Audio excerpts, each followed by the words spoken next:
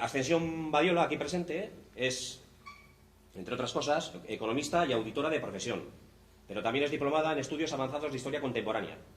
Y actualmente está realizando una tesis sobre la represión en Vizcaya en los años 1937-39. También publica artículos de historia para revistas especializadas. Escribió el libro citado de Cárceles y Campos de Concentración, este que de hecho mencioné anteriormente. Además es novelista de novela histórica y acaba de publicar su tercera novela histórica, que es esta que tengo yo aquí, y aprovecho ya pues para hacer un poco de publicidad, porque no la vamos a pagar, que se llama Martina la guerrillera, que es la historia de una desconocida Agustina de Aragón, se podría decir, una guerrillera vizcaína, pues que luchó en tiempos de la ocupación napoleónica, y bueno, pues que muy oportuna la edición, porque ahora estamos cerca del 200 aniversario de la batalla de Vitoria. Voy a intentar llevarles a ustedes de viaje hasta el año 37, hasta el verano-otoño de 1937, que fue por excelencia el año más terrible. Si fuera un año que se pudiese quitar del calendario, yo desde luego lo quitaría, lo borraría.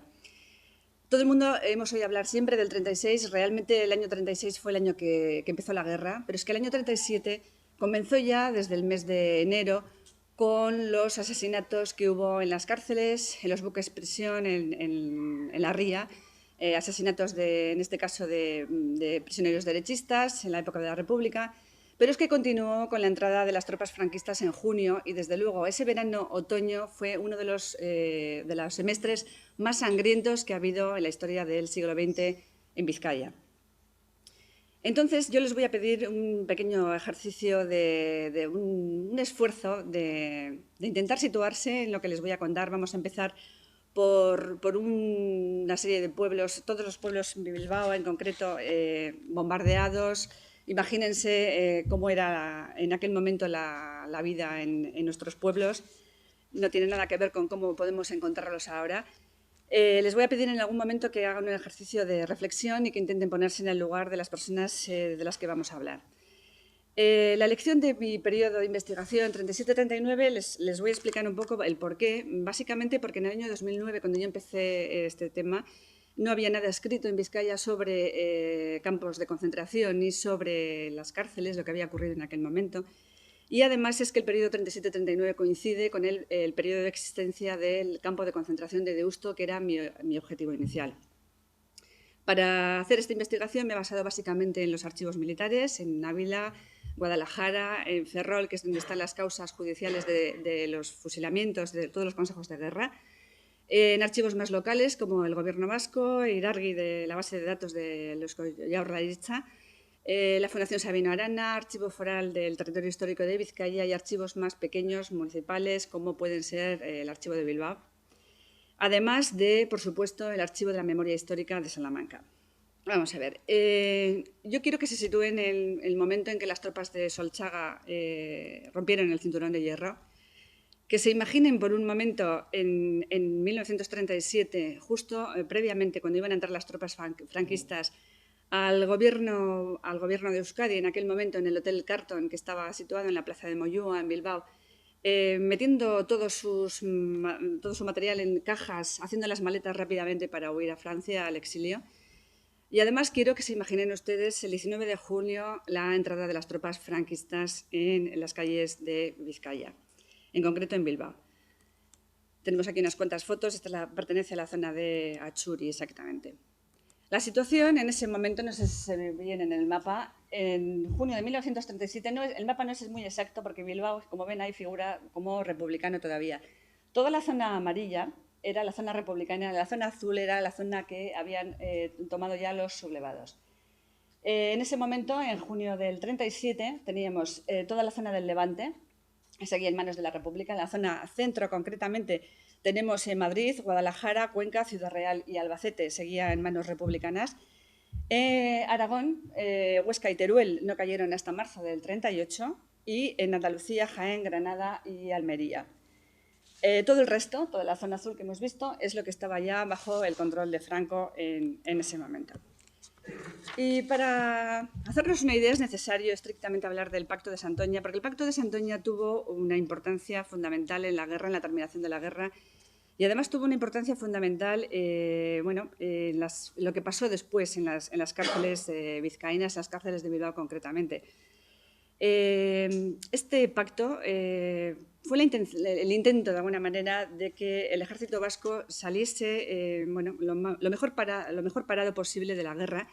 Hubo una serie de negociaciones por parte de Juan de Juriaguerra, que fue el dirigente nacionalista en aquel momento, que a través del sacerdote Alberto Naindía en París estuvo negociando una capitulación con condiciones, una capitulación que pretendía de alguna manera que los jefes políticos, los comisarios, los capellanes, todos los que habían tenido alguna graduación de oficial en el Eusko Gudarostea, pudiesen evacuar por vía marítima a través de barcos desde la zona de Santoña, de Laredo, de Castro. El resto de prisioneros, los soldados, digamos, rasos, los gudaris, deberían de quedar bajo la protección del ejército italiano en campos de concentración sin escapar, sin salir, pero desde luego sin ningún tipo de represalia. No se les iba a fusilar, se prometió de alguna manera que no les iba a pasar absolutamente nada. Desde luego esto fue un pacto fallido, fue el colofón de una serie de malos entendidos que dieron al traste con todo lo que se había negociado durante bastante tiempo. El mayor fallo probablemente fue que si se había pactado que el día 24 de agosto las tropas entregarían las armas a las 12 de la noche, esto no ocurrió hasta el día 27 de agosto, 3 días justo después. Esas 72 horas fueron fundamentales en el fracaso del pacto, porque el día 26 de agosto las tropas de Franco estaban ya en Santander. Si tenemos en cuenta que en junio ya estaban en Bilbao, realmente la zona de Santoña, Laredo y Castro quedaron como un islote. La única manera de escapar de allí era vía marítima. Se había quedado en que llegarían 7 barcos a recoger a los oficiales y tan solo llegaron 2. Únicamente llegaron el Seven Seas Spray y el Bobby. Y el 27 de agosto los oficiales pudieron subir a ese barco y estuvieron durante todo el día esperando el permiso para zarpar. Sin agua, sin comida, con un calor asfixiante en pleno agosto, y desde luego el permiso no llegó en ningún momento.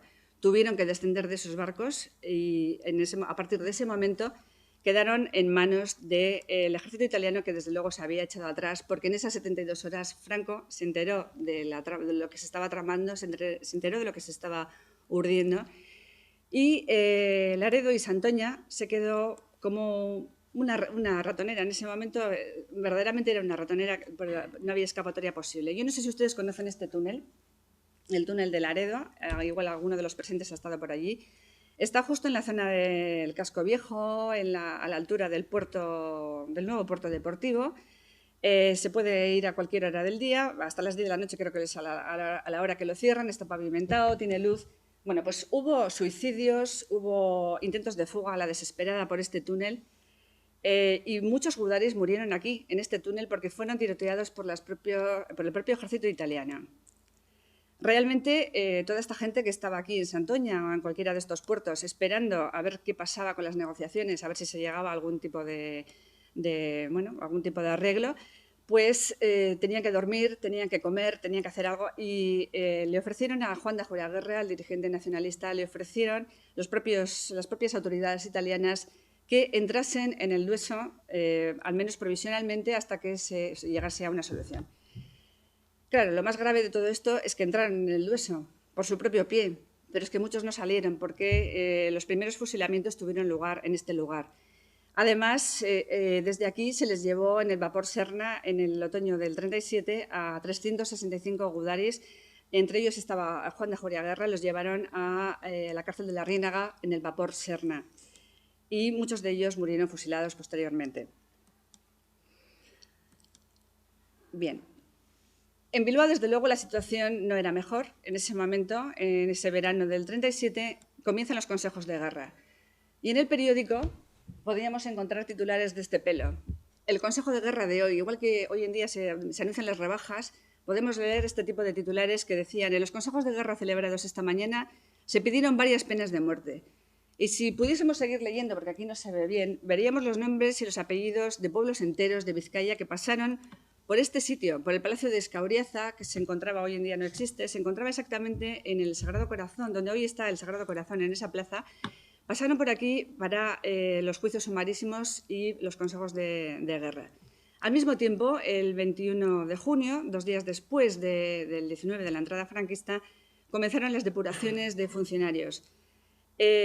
Mandaron a todos los funcionarios a su casa, a los que trabajaban en los ayuntamientos, en las diputaciones, a los jueces, a los maestros de las escuelas públicas, a los médicos, a los periodistas. A todos los enviaron a casa y tuvieron que solicitar su reingreso. Para solicitar el reingreso tenían que adjuntar 3 informes, uno del alcalde, otro del Falange y otro del párroco, que acreditasen que eran afectos al movimiento nacional. Desde luego, la estampa carcelaria a finales de 1937 era bastante penosa.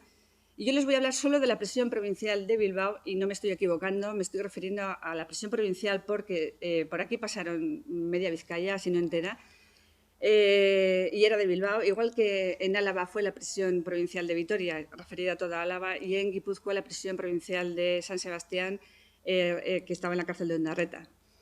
La Rínaga fue el edificio por excelencia de la prisión provincial de Bilbao, pero como pronto se les quedó pequeño, tuvieron que habilitar otros edificios, como fue el Carmelo, que estaba en Santuchu, el barco prisión Upomendi, que estaba en la Ría y terminó en la isla de San Simón, en Coruña, otro lugar que fue el infierno, y además la prisión de Escolapios, el colegio de Escolapios. Bueno, el colegio de Escolapios se mantiene tal cual, solo que ahora está pintado y arreglado y estupendamente. En aquellos tiempos pues no tenía cristales, decían que los tapaban con cartones, como podían, bueno, pasaban un frío espantoso. Y por supuesto, como no, para las mujeres, el chalet de Orue, en Bilbao. El chalet de Orue estaba muy cerca de la Rínaga, era una mansión, un palacete de una familia nacionalista que desde luego estuvo pensada para que viviese una familia de máximo 15-20 personas, y llegaron a ver allí 700 mujeres en muchos momentos. A finales del 37 había 616 mujeres durmiendo allí. Esta es la fachada de la cárcel de la Rínaga. Y bueno, exactamente en abril del 38, esta cifra, como ven, aumenta escandalosamente a 12.400 prisioneros, y todo ello sin contar en ningún momento la Universidad de Deusto, que por lo menos tenía 3.000 prisioneros. Desde luego, las sentencias de muerte, tras los consejos de guerra, todos los sentenciados a muerte fueron enviados a la cárcel de la Rínaga, que fue centro de ejecución por excelencia de toda Vizcaya. Centro de ejecución porque muchos ejecutados lo fueron en el patio de la propia cárcel de la Rínaga. En este sentido sí que quiero hacerles a ustedes un ejercicio ahora de reflexión de estos que les he comentado al principio. Imagínense en qué momento, al atardecer, el funcionario de prisiones en el pasillo de la prisión, con todos los presos formados, esperando, comienza la lectura de las listas con los nombres y apellidos de todos los que van a morir ejecutados al amanecer. Hay cantidad de cartas, porque yo me he basado mucho en los testimonios de los prisioneros no mucho, casi todo lo que he escrito sobre las cárceles en este libro está basado en lo que dijeron los propios prisioneros, lo que escribieron en ese momento, porque me pareció que era lo más parecido a la realidad que podía. Al final, después de 75 años, igual la mente puede deformar los recuerdos o puede mejorarlos o empeorarlos, pero desde luego lo que se escribía en ese momento era lo que estaban sintiendo de verdad. Y muchas cartas hablan del terror de las sacas, en el momento en que se llevaba a cabo la lectura de estos nombres y apellidos. De las cartas yo saqué la conclusión, de la lectura de muchas, de que había incluso una sensación de euforia, que es una cosa curiosa, ¿verdad? Parece que no tiene sentido. Euforia generalizada. Yo creo que para luchar contra el propio miedo. Los prisioneros hacían chistes con el tema de la pena de muerte, hablaban entre ellos en ese sentido, ¿no? Desde luego, la cifra de ejecutados que yo tengo no es definitiva, ni mucho menos. Es la cifra que yo saqué en un momento dado. Espero poder corregirla, aumentarla o disminuirla, espero, y contrastarla con otras fuentes. En este momento estoy en el Archivo Histórico de Vizcaya sacando expedientes de prisioneros, y allí tengo más ejecutados, con lo cual podré contrastar mejor. Me imagino que en algún momento podremos llegar a la cifra definitiva, si es posible. Pero bueno, las cifras que yo tenía cuando escribí el libro eran 584 ejecutados, de los cuales, como ven, en 1937 hubo 341 ejecutados, en el 38 181 y en el 39 apenas 21. además de 41 cuya fecha se desconoce. De estos ejecutados, la mayoría fueron fusilados, pero hubo 34 agarrotados. La pena de garrote había desaparecido en la Guerra Civil, ya no se utilizaba. Sin embargo, se volvió a resucitar a modo de castigo ejemplar para los prisioneros que ellos llamaron rojos peligrosos, y murieron 34 personas así. Con respecto a las cárceles de mujeres, tengo que decirles que mujeres fusiladas yo solo tengo constancia de que hubiese 19. Sin embargo, el sistema carcelario de las mujeres fue realmente duro y no fue menos penoso que el de los hombres. Tenían un circuito carcelario tremendo. Cuando alguien se acerca a ver los expedientes de Saturrarán, ahí se comprueba cómo en año y medio o apenas 2 años una misma mujer ha podido pasar por 10 centros carcelarios. Igual les llevaban desde Mallorca hasta Ventas, a Astorga y, bueno, no voy a decir más lugares, pero aquí en Vizcaya concretamente tuvimos 3 centros importantes, Orue, como ya les he mencionado, pero Durango y Amorebieta fueron importantes en el sistema carcelario de las mujeres. Y, cómo no, Saturrarán para el cumplimiento de penas largas, de cadena perpetua, en Motricu, pero como es Guipúzcoa, pues tampoco les voy a hablar hoy de este tema porque no tenemos tiempo. Con respecto a estas cárceles, he traído un testimonio de Nieves Torres, que fue una de las reclusas que estuvo en el Colegio del Carmelo, que fue prisión de mujeres a ver, un momentito, perdón, que me he escapado. El testimonio es simplemente para decirles que realmente las mataban de hambre. Decía, en Amorebieta empezábamos el día con recuento y formación para ir a recoger el desayuno, que era apenas un cazo de agua caliente al que le ponían un poco de magi para que tuviese un poco de color. Ella dice que el rancho era bueno, tenía buen sabor, pero que apenas cabía en el cuenco de una mano, y esa era la comida que tenían para todo el día. Así que pueden imaginar el hambre que pasaron en este lugar, en la cárcel de Amorebieta. Si yo les he hablado nada más de los edificios que tenían que ver con la prisión provincial de Bilbao, pero hubo muchos más. En todas las escuelas públicas fueron prisiones, en los pueblos. Los conventos fueron prisiones. En Bilbao concretamente también hubo la fábrica de tabacalera, el patronato de Iturribide, la prisión del instituto, las escuelas de Cervantes y las escuelas de Tívoli, no sé si las conocen. Y el 13 de febrero de 1939 se añadió un tipo de edificio más, las plazas de toros. Es que ya no cabían los reclusos, todo era una inmensa cárcel y no había sitio para meter a tanto prisionero. Al final, la plaza de toros de Vitoria, de Gasteiz, la de Iruña, Pamplona, la de San Sebastián y, por supuesto, la de Santander, que fue muy importante porque tenía mucha capacidad, y la plaza de toros de Bilbao. Tuvieron aproximadamente unos 2.000 prisioneros, según fuentes de la Junta Administrativa de la propia Plaza de Toros, sobre fuente del presidente de la Junta Administrativa, pero yo he encontrado algún documento en el que llegó a haber 5.000 prisioneros. También es cierto que no he encontrado ni un solo listado de quienes estuvieron en la Plaza de Toros de Bilbao. En cualquier caso, desde luego la propia autoridad militar reconoció que no era un lugar adecuado para los prisioneros, que no reunían las condiciones adecuadas, y la Plaza de Toros de Bilbao concretamente solo perduró durante 21 días. Con referencia a este terror de las sacas, las fechas previas a las Navidades del 37 fueron especialmente dramáticas y trágicas. Ahí encontramos cantidad de cartas de los prisioneros escribiendo a sus familias, escribiendo a los dirigentes de sus respectivos partidos políticos, pidiendo por favor que les ayudasen, ¿no? de alguna forma. Y hay una carta que a mí me llamó la atención. El 17 de diciembre de 1937, este trocito de esta carta está firmada por Jacinto, que era el nombre en clave que utilizó el propio Juan de Ajuriaguerra, que también estaba en la Reinaga en esas fechas. Decía, esta madrugada van a ejecutar a los coroneles Azcárate, Irezábal, Alafuente, Arenillas y a otros 10 más. Estos eran oficiales del Eusko Gudarostea, de los de Santoña. Con estos 14, la suma de los ejecutados esta semana es de 131 prisioneros ejecutados. Hemos visto que había 341 en el 37, 131 lo fueron tan solo en una semana, la semana anterior a la Nochebuena del 37. Ustedes pueden imaginar el ambiente que podía haber en la cárcel de la Reinaga, en las cárceles, el ambiente de miedo. Desde luego se preveía que para la semana siguiente se anunciaban otras 200 ejecuciones más. A partir de este momento empiezan las cartas que escriben a los dirigentes, a Izquierda Republicana. He encontrado cartas al Partido Socialista, a la CNT, por supuesto a los partidos nacionalistas, y pedían que les ayudasen en las gestiones de canje que estaba llevando a cabo el Gobierno vasco desde el exilio y las que estaba llevando a cabo desde la República, desde Valencia, el Gobierno de la República desde Valencia.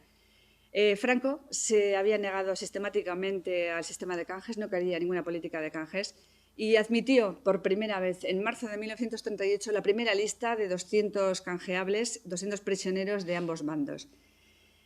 Para ello, en este sistema de canjes colaboraron la Cruz Roja Internacional, con delegación en Barcelona a través del Marqués de Rialp, y la Embajada inglesa. Se creó además una comisión interministerial de canjes formada por el nacionalista Irujo, por el republicano Giral y por el comunista Hernández. Y además, el Gobierno de la República propuso al Gobierno británico constituir un organismo de arbitraje internacional que tendría base en Gran Bretaña, en Estados Unidos y en los países escandinavos. Los fallos de esta comisión o de este organismo serían inapelables para los dos bandos, en el sentido de que no podrían ni modificar qué prisioneros componían la lista de canje ni el orden del canje. Se estableció como norma también que se intercambiasen militares por militares o civiles por civiles.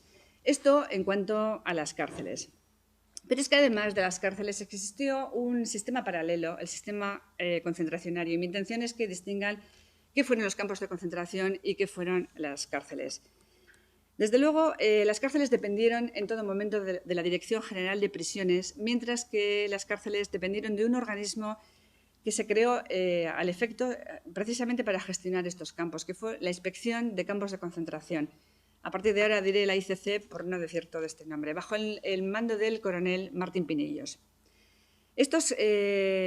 Las cárceles albergaron siempre reclusos penados que habían pasado ya por un consejo de guerra y que tenían una sentencia de alguna manera, o bien cadena perpetua o inferior. Pero en los campos únicamente hubo personal no civil, es decir, personal militar. Y esto es muy importante remarcarlo. No hubo mujeres en los campos, no hubo ni una sola mujer. El otro día comentaba mi compañero de investigación, Joseba Eguiguren, que en el campo de Orduña hubo una persona de más de 70 años. Bueno, pues se les escaparía, o bueno, no voy a decir que se les escaparía. El campo de concentración de Orduña en algún momento dependió de la Dirección General de Prisiones, y por lo tanto no tendrían sitio probablemente donde meterlo y iría allí. Pero desde luego los militares en este sentido lo tenían todo controladísimo, hasta el punto de que se ve clarísimamente en las revistas de intendencia que hay en la memoria histórica de Salamanca. Figuran allí todos los listados de los campos de concentración y no se les escapaba a ninguno porque cada uno tenía su rancho, si no se morirían de hambre. Entonces, los campos de concentración verdaderamente albergaron gente que estaba allí de una forma provisional. Este tema de la provisionalidad es importante. Al final tenían que meter en algún lugar a todos los enemigos que habían estado en el bando enemigo y tenían que saber lo que pensaban. Era importante clasificarlos, saber si eran amigos o no eran amigos del régimen. Y en este sentido, bueno, pues pasaron por allí todos aquellos que no sabían qué hacer con ellos hasta que pudieran clasificarlos y mandarles a algún destino, tal y como comentó Joseba Eguiguren el otro día. Desde luego, en Vizcaya hubo 2 campos de concentración, solamente hubo 2 campos de concentración, y quiero remarcarlo oficialmente desde el punto de vista de inspección de campos de concentración. Todo lo demás que puedan oír fueron campos de trabajo. Por ejemplo, si oyen hablar del campo de concentración de Lezama, Lezama fue un campo de trabajo, estuvo en las escuelas públicas y fueron los prisioneros que hicieron la carretera de Gastelumendi, que conducía al monumento que hicieron los franquistas para celebrar de alguna manera la ruptura del cinturón de hierro. Pero no fue más que un campo de trabajo, no fue campo de concentración. Existieron otros como Molinar de Carranza o bueno, otros nombres que puedan oír, que es donde pernoctaban los prisioneros de batallones de trabajadores que estaban haciendo algún tipo de trabajo. Pero, insisto, oficialmente solo hubo 2, que fue el campo de Orduña, del que no voy a hablar porque ya hablaron el martes de él estupendamente y no tengo nada más que añadir, y el campo de concentración de Deusto, que es al que voy a intentar referir un poco. Desde luego, cuando entraban los prisioneros, tanto aprendidos o presentados, aprendidos eran los capturados y presentados aquellos que se presentaron voluntariamente, porque el general Mola tiró un montón de folletos antes de morir en el accidente de aviación en junio del 37, echó en campo enemigo un montón de folletos de panfletos invitando al bando enemigo a presentarse voluntariamente, a entregarse, porque tendrían un trato de privilegio. En este sentido, muchos se presentaron voluntariamente a las tropas de Franco. Bueno, pues todos ellos entraron en los campos de concentración y se les tomaba los datos en una ficha.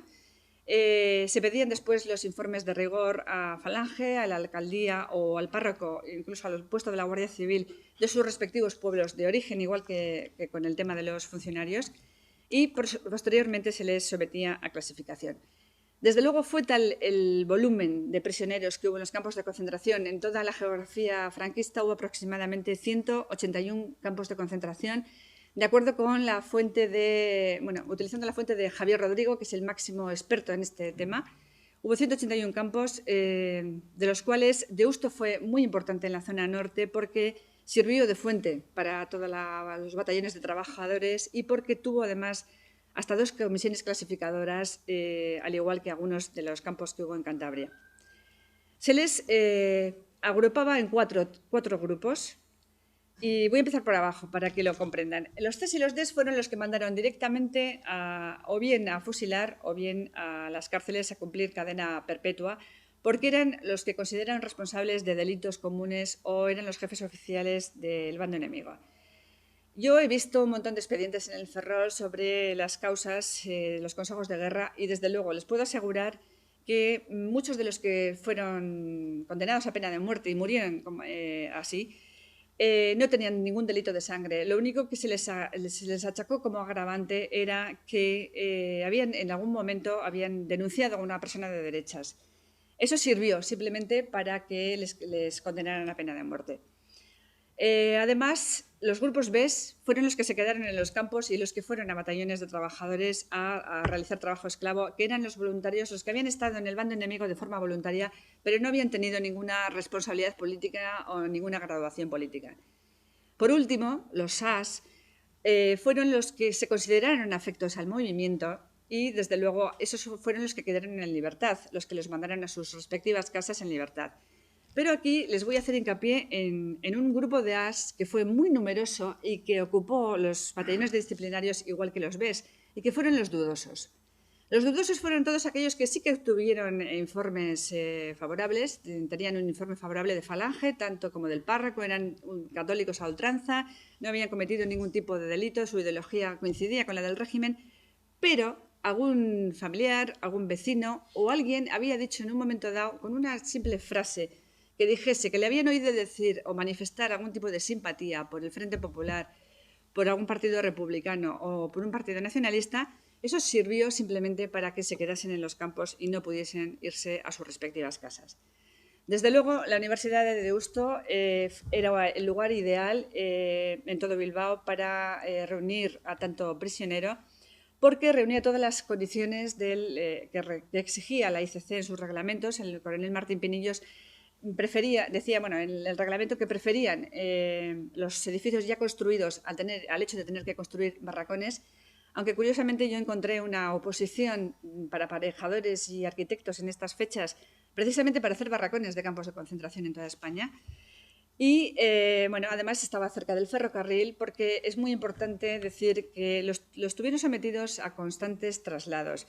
Desde luego esperaban al momento de la clasificación, pero una vez que eran clasificados estuvieron en continuo movimiento, bien porque iban a batallones disciplinarios de trabajo y tenían que trabajar aquí y luego allí, por lo tanto el movimiento tenía que ver con el trabajo simplemente, pero también para evitar el arraigo de alguna manera, ¿no?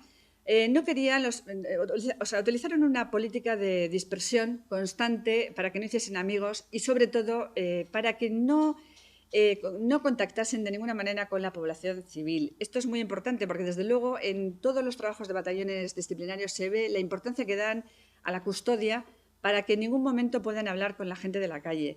Es más, en las cárceles, en escolapios, hay muchos casos, muchos ejemplos de gente que tenían que estar dentro de las ventanas estaban tapiadas, no podían asomarse a las ventanas y si no les pegaban un tiro. Más de uno murió de esta manera precisamente porque no querían que la gente de la calle les viese. Desde luego, el campo de concentración, como les digo, de Deusto reunía todas las condiciones en ese sentido. El ferrocarril estaba cerca de una ciudad grande a efectos de suministro. Además, tenía buenos vientos, que era una de las condiciones que exigían por el tema de la higiene. Tenía canalizaciones buenas de agua potable, tenía retretes incluso. Y ahora vamos a ver cómo el informe que yo vi de creación del campo en agosto del 39, el informe de Martín Pinillos, que decía que estaba situado en la antigua Universidad de Deusto, en la misma ciudad de Bilbao, que posee todos los locales apropiados, que además cuenta con comunicaciones excelentes, pues son las mismas de la ciudad de Bilbao. Y aquí dice, se estima una capacidad para 2.500 hombres.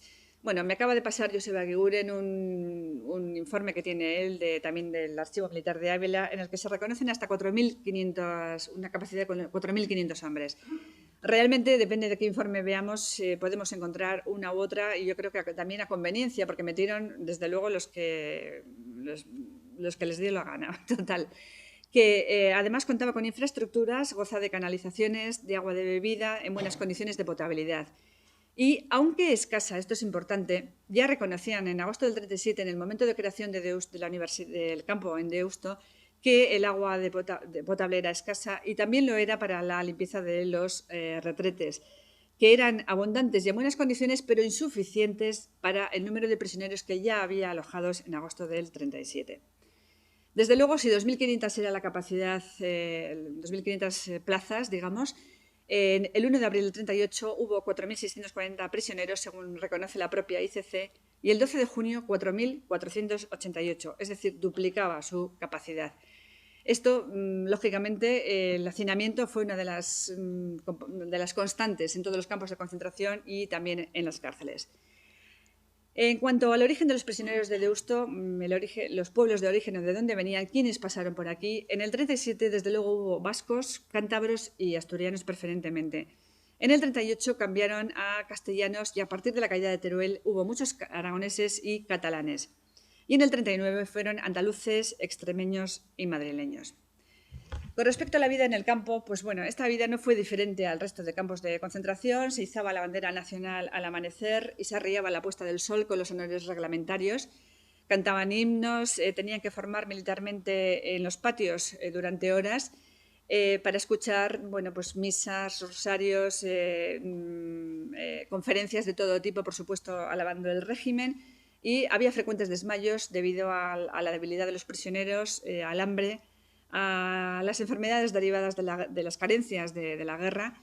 Y desde luego yo he encontrado en la poca información que queda de los hospitales militares, porque es muy importante decir que en Deusto sobre todo hubo un hospital militar de gran capacidad, un hospital militar importante que reunió a muchos prisioneros de toda la zona norte.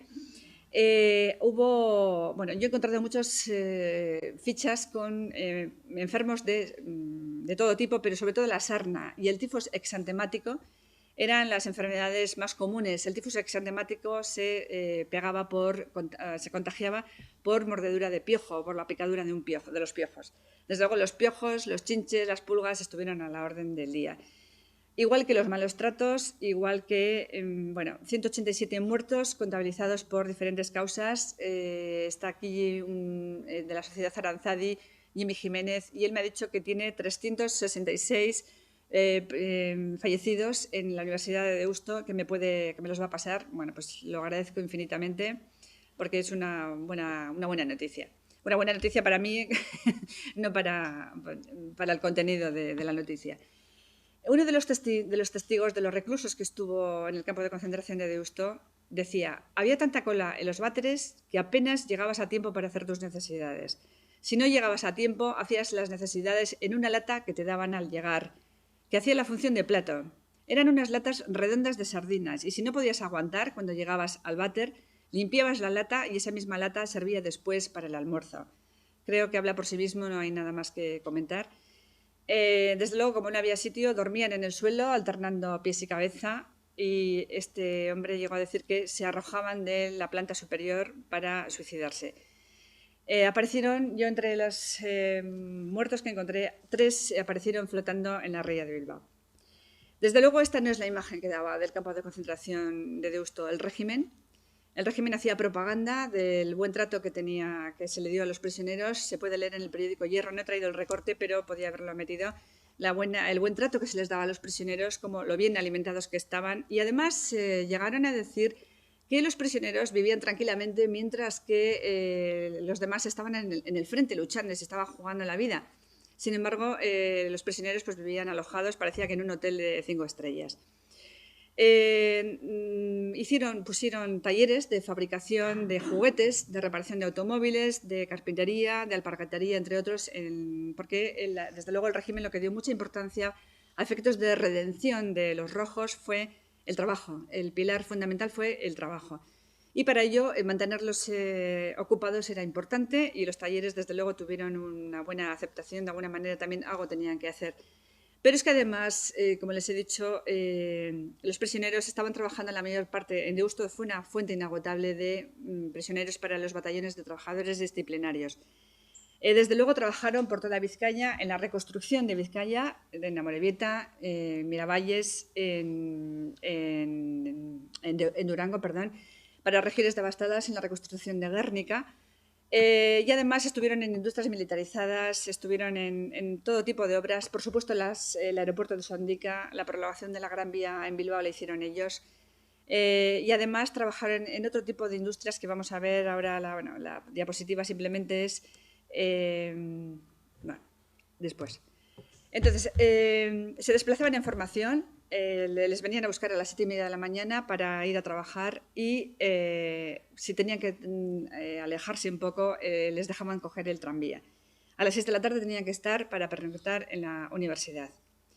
Yo encontré una carta muy curiosa, era una denuncia hecha a la Cruz Roja Internacional sobre el trato inhumano que daban a los prisioneros de Deusto por el exceso de la jornada de trabajo y por la falta de alimentación. Y decía, hace unos días desfilaron por las céntricas calles del casco viejo bilbaíno numerosos prisioneros que se dirigían a la estación de ferrocarril de Lezama. Su paso por ellas produjo enorme sensación en el vecindario. Muchos de los prisioneros no podían tenerse ni en pie y caminaban sostenidos por sus compañeros. Era un desfile de rotos y de sucios. Estos prisioneros eran los que les he comentado antes, los que fueron a trabajar a las escuelas públicas de Lezama para reconstruir o para hacer la carretera de Gaztelumendi. En Miravalles también hubo prisioneros de guerra concedidos por la ICC al Ayuntamiento de Miravalles y trabajaron en talleres de Miravalles, Palencia e Ibaizábal y fueron alojados dentro del propio recinto de los talleres y custodiados por milicias de Falange. Se les pagaba 1 peseta con 90 céntimos, igual que a cualquier soldado, de acuerdo con la propaganda franquista, pero la ICC se quedaba con 1 peseta 75 céntimos para manutención, de manera que a ellos les daban 25 céntimos. Por eso se dice que fue trabajo esclavo. Y para terminar, porque no quiero alargarme de los 50 minutos, a partir del 18 de abril del 39 se propuso de alguna manera la liberación de los prisioneros de guerra en los campos de concentración y fue en noviembre del 39 cuando la ICC ordenó clausurar todos los campos a excepción de Nanclales de Oca y de Miranda de Ebro, que tuvo mucha importancia aquí por el movimiento tan tremendo que hubo de prisioneros entre un campo y otro, que perduraron hasta 1947. Además, también quedaron los talleres de especialistas del Amiaco, que no recuerdo muy bien la fecha, pero creo que estuvieron hasta 1943. Desde luego, el resto de los campos y Deusto se cerró en noviembre del 39, salvo el hospital militar que perduró hasta marzo de 1940. Los prisioneros heridos que quedaban en este hospital militar fueron llevados al hospital penitenciario de Pamplona, y desde luego en noviembre de 1940 por fin se inauguró el curso académico 1940-1941 con 200 alumnos y la Universidad de Deusto pudo dedicarse a dar clases universitarias, que es a lo que se había dedicado siempre antes de la guerra. Pero es que, paralelamente al campo de concentración de Deusto, las cárceles continuaban llenas de gente. Y en 1940 tuvieron que inventar una figura, la figura de la libertad atenuada, que en realidad era una libertad vigilada. Les daban la libertad, los sacaban de las cárceles, iban a sus casas, pero tenían que pasar revista por el puesto de la Guardia Civil quincenal, semanalmente, mensualmente, de acuerdo con el régimen que se estableciese. Por supuesto, con esto no consiguieron prácticamente nada, las cárceles siguieron llenas. Entonces, bueno, pues con la libertad condicional que empezaron a conceder a los mayores de 70, luego a los mayores de 65, después fueron rebajando a mayores de 60, etcétera. Y primero empezaron por los de las penas cortas, pero tuvieron que ir aumentando a penas cada vez más largas, cada vez mayores, pues mandaron muchos prisioneros a sus casas en 1940, pero desde luego las cárceles continuaron llenas. Al final tuvieron que indultar a la gente. El indulto más importante fue el 9 de octubre de 1945, aunque en el 47 y en 1950 también hubo dos indultos importantes. Los últimos que yo he encontrado fueron en 1952. Y, desde luego, estos indultos fueron al final el primer paso para acabar con la figura del prisionero de guerra y, de alguna manera, para terminar con la guerra civil, aunque que todavía quedaban 25 años de dictadura. Fue el primer paso para olvidar lo que había sido la guerra civil, para que la guerra civil pasase a la historia. Ahora bien, pasó tanto la historia y tan olvidada que, desde luego, el bando vencido quedó olvidado plenamente y no se ha recordado, o se ha empezado a recordar hasta hace bien poco. Esto es todo. Yo espero que no se hayan aburrido. Muchas gracias por escucharme. Bueno, hay muchos casos y ejemplos en el libro, pero uno de ellos que a mí me impactó especialmente fue el de 4 jornaleros andaluces de Jaén, del Olivar de Jaén, que los cogieron con 15 años y los trajeron, bueno, les llevaron a la guerra, les llevaron al frente.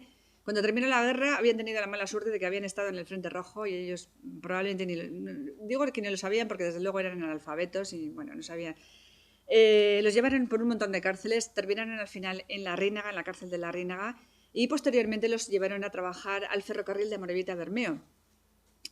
Cuando en 1950 se dieron los indultos, a estos 4 están los nombres y los apellidos ahí, bueno, pues cuando les dieron el indulto no quisieron volver a sus pueblos, porque claro, ese era el problema también que tenían muchos, que luego cuando regresaban a sus pueblos allí tenían represalias, venganzas, la gente no los quería ni ver en muchos casos, entonces no tenían trabajo, se habían marchado con 16 años, tenían 32 años en 1950 y se quedaron a trabajar como libertos en el ferrocarril. Bueno, pues hubo un accidente, una explosión y 3 de ellos murieron con 32 años. Fíjense qué vida tan tremenda.